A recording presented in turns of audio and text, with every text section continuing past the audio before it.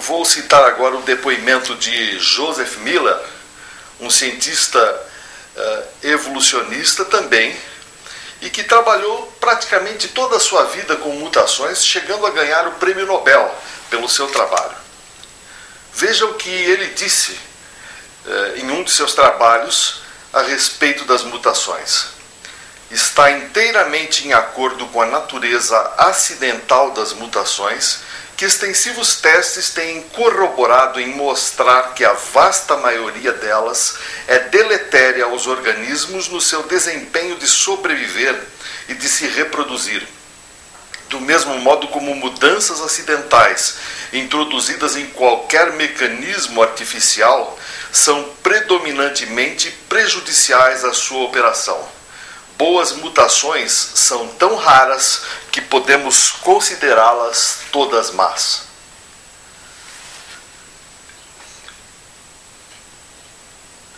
Então veja só, como é que nós podemos ter evolução através de um instrumento da natureza tão ineficiente?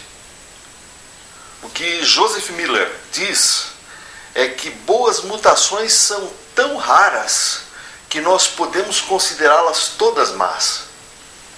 Agora vamos examinar essa questão aqui.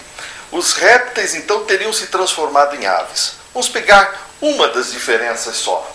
Répteis têm mandíbulas, aves têm bicos.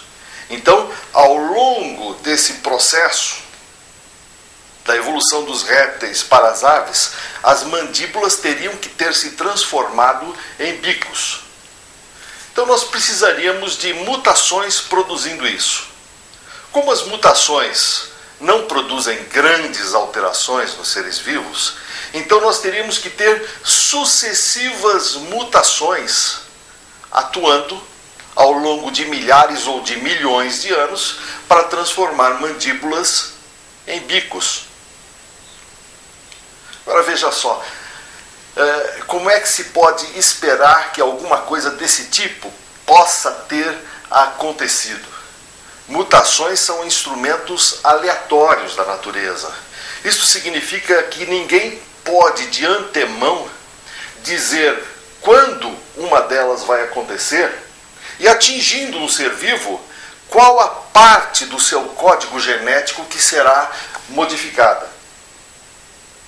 E aqui nós precisaríamos ter sucessivas mutações, todas insistentemente atuando naquela mesma parte do código genético, transformando passo a passo, pouco a pouco, as mandíbulas dos répteis nos bicos das aves. Isso, do ponto de vista matemático, não faz o menor sentido. Uma pequena análise do ponto de vista probabilístico nos mostra já que esse evento é totalmente impossível.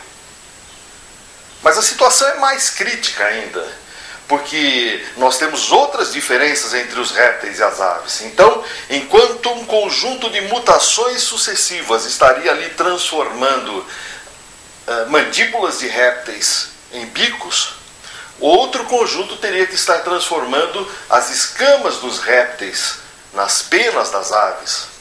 Outro conjunto teria que estar atuando de modo a transformar os ossos dos répteis em ossos das aves, que são muito diferentes. Os ossos das aves são pneumáticos. Eles têm aberturas, câmaras internas, que se ligam ao aparelho respiratório. E as aves enchem essas câmaras de ar para facilitar a descida no voo. E esvaziam essas câmaras para ficarem mais leves, para facilitar a ascensão.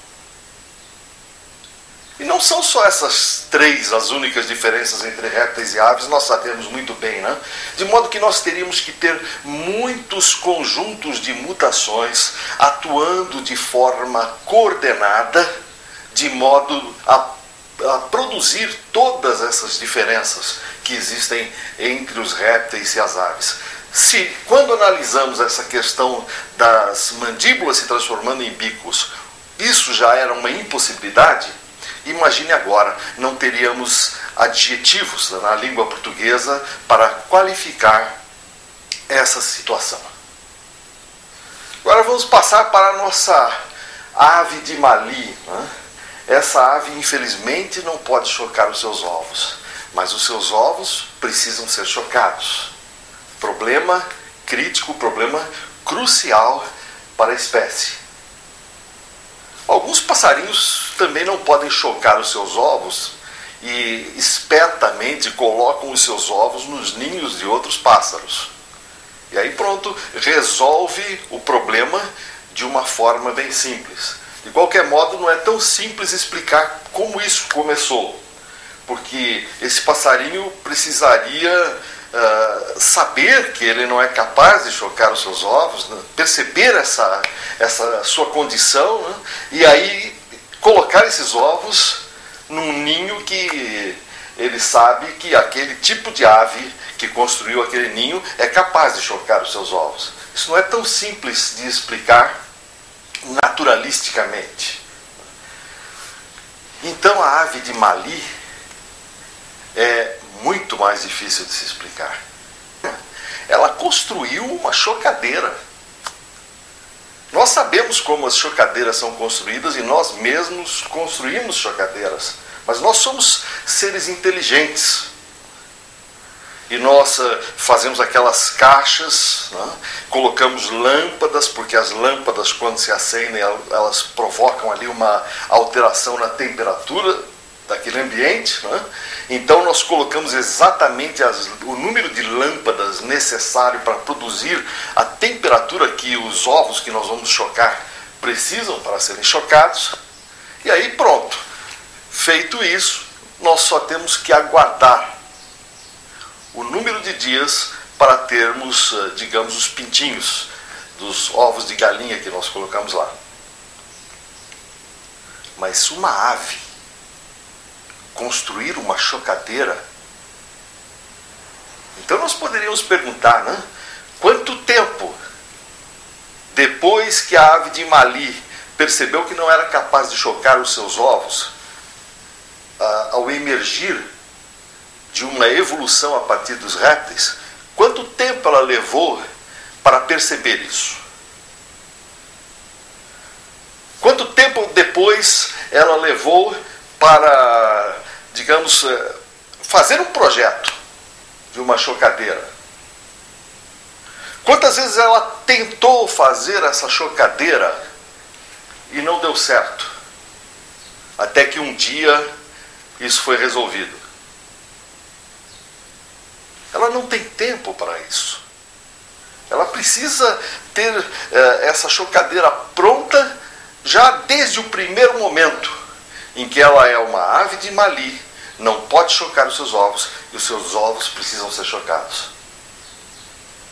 Então, se tudo, desde o início já, né, se transformar mandíbulas em bicos já era uma impossibilidade, agora a ave de Mali se tornou uma impossibilidade monumental, que não pode ser explicada por meios naturais. A ave de Mali só pode ser explicada quando nós trazemos para o contexto dos seres vivos o Criador que nos fez e a tudo quanto existe neste imenso universo que nos abriga. A ave de Mali é uma verdadeira testemunha desse Criador. Guarde bem esse nome. Ave de Mali. Uma real evidência da criação.